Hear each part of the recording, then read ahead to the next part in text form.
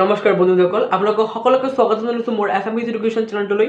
তো বন্ধুসকল, আজি এই ভিডিঅ'টোত মই আলোচনা কৰিম যে ঈশা নদীৰ স্কলাৰশ্বিপ পাবলৈ হ'লে কিমান পাৰ্চেণ্টেজ লাগিব। মোক বহুতে মানে প্ৰশ্ন সুধিছিল যে আমাৰ 80% মই মোৰ 80% মই পাম নে নাই, আৰু এজনে প্ৰশ্ন সুধিছিল যে মোৰ 90% মই পাম নে নাই। কোনোবাই কৈছে যে মই ফাৰ্ষ্ট ডিভিজন পাইছোঁ, মই পাম নে নাই, মই থাৰ্ড ডিভিজন পাইছোঁ, মই পাম নে নাই। আজি এইবোৰৰ বিষয়ে আলোচনা কৰিম যে ঈশা নদীৰ স্কলাৰশ্বিপ পাবলৈ হ'লে কিমান পাৰ্চেণ্টেজ লাগে থাকিব লাগে, এই সম্পৰ্কে আলোচনা কৰিম। কাৰণ ঈশা নদীৰ স্কলাৰশ্বিপ যোনজনে ফ্ৰেছ হিচাপে এপ্লাই কৰিছিলে তেওঁলোকে সকলোৱে জানে যে তেওঁলোকে এপ্লাই কৰিছে, এতিয়া তেওঁলোকৰ মেৰিট লিষ্ট ওলাব। মেৰিট লিষ্টত প্ৰত্যেক বছৰে ঈশা নদীৰ স্কলাৰশ্বিপত 10,000 ষ্টুডেণ্টক দিয়া হয়, আৰু এখন মেৰিট লিষ্ট ওলাব।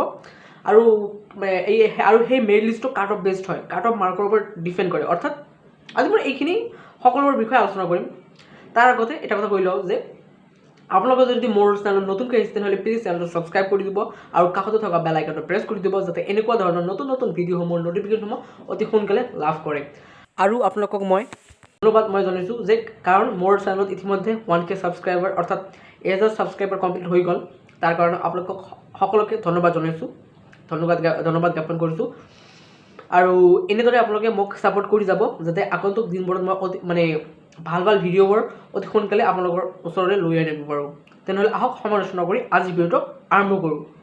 তো কথাটো হ'ল এনেকুৱা ধৰণৰ যে এই যিটো ঈশা নদীৰ স্কলাৰশ্বিপ আছে, আপোনালোকে সকলোৱে জানে এই ঈশা নদীৰ স্কলাৰশ্বিপটো প্ৰতি বছৰে দিয়া হয়, আৰু প্ৰতি বছৰে এই স্কলাৰশ্বিপটোক 10,000 ষ্টুডেণ্টক এই স্কলাৰশ্বিপটো দিয়া হয়। UGCয়ে এই স্কলাৰশ্বিপটো দিয়ে। UGC মানে হ'ল ইউনিভাৰ্চিটি গ্ৰেণ্ট কমিশ্যন। এই UGCয়ে ঈশা নদীৰ স্কলাৰশ্বিপটো প্ৰতি বছৰে দিয়ে 10,000 ষ্টুডেণ্টক। আৰু এই স্কলাৰশ্বিপটোত সকলোৱে এপ্লাই কৰিব পাৰে। ইয়াত কোনো পাৰ্চেণ্টেজ কথা নাই, যে এনেকুৱা কোনো কথা নাই যে আপোনালোকৰ হায়াৰ ছেকেণ্ডেৰীত 55% থাকিব লাগিব, তেতিয়াহে আপোনালোকে এই স্কলাৰশ্বিপটো এপ্লাই কৰিব পাৰিব। এনেকুৱা কোনো কথা নাই। আপোনালোকৰ যদি থাৰ্ড ডিভিজন আছে তেতিয়াও হ'লেও আপোনালোকে এপ্লাই কৰিব পাৰিব। আপোনালোকৰ যদি ফাৰ্ষ্ট ডিভিজন আছে তেতিয়াহ'লেও এপ্লাই কৰিব পাৰিব। এই স্কলাৰশ্বিপটো সকলোৱে এপ্লাই কৰিব পাৰিব। বেলেগ যিবিলাক স্কলাৰশ্বিপ আছে সেইবিলাক স্কলাৰশ্বিপত কি হয় যে তাতে এটা পাৰ্চেণ্টেজ ধৰি দিয়া হয় যে এই স্কলাৰশ্বিপটো এপ্লাই কৰিবলৈ মিনিমাম বা মেক্সিমাম 55% থাকিব লাগিব। কিন্তু এই ঈশা নদীৰ স্কলাৰশ্বিপত এপ্লাই কৰিবলৈ হ'লে এনেকুৱা কোনো পাৰ্চেণ্টেজ কথা নাই, সকলোৱে এই স্কলাৰশ্বিপটো এপ্লাই কৰিব পাৰে। কিন্তু কথাটো হ'ল যে এই স্কলাৰশ্বিপটোত এখন মেৰিট লিষ্ট ওলায়, আৰু সেই মেৰিট লিষ্টটো কাট অফ বেছড হয়। অৰ্থাৎ সেই মেৰিট লিষ্টটো কেনেকুৱা ধৰণৰ হয় চাওক। এই স্কলাৰশ্বিপটোত সবৰে হায়েষ্ট এই ঈশা নদীৰ স্কলাৰশ্বিপটো অকল অসমৰ অসমৰ যিবিলাক ছাত্ৰ ছাত্ৰী আছে সেইবিলাক ছাত্ৰ ছাত্ৰীকে নহয়, আমাৰ এই নৰ্থ ইষ্টৰ যিকেইখন ৰাজ্য আছে সেই ৰাজ্যকেইখনৰ ষ্টুডেণ্টক দিয়া হয়।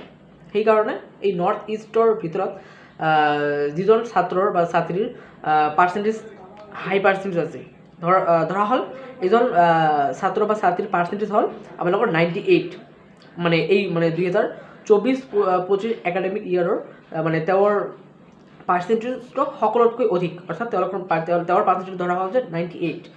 কি কৰা হ'ব, এই 98ৰ পৰা তললৈ নামি আহিব 98। তাৰপিছত যিজনে 97, তাৰপিছত 90, এনেকুৱা ধৰণৰ তললৈ নামি আহি যাতে এই 10,000 ষ্টুডেণ্ট ফিল আপ হৈ যাব তাতে ৰখি যাব। ধৰা হ'ল এই স্কলাৰশ্বিপটোত কেতিয়াবা কি হয়, যিসকলৰ 80% আহি পিনে এই 10,000 ফিল আপ হৈ যায়। সেইকাৰণে সেই বছৰৰ কাট অফ হৈ গ'ল 80%। আৰু কোনোবা বছৰ এনেকুৱা ধৰণৰ হয় যে কেতিয়াবা 75ত এই কাট অফ মাৰ্কটো ৰখি যায়। তেতিয়া হ'ল 75ত ইয়াৰ কাট অফ মাৰ্ক অৰ্থাৎ যে 10,000 ষ্টুডেণ্ট ফিল আপ হৈ যায়, সেইকাৰণে 75 সেই বছৰ কাট অফ হয়।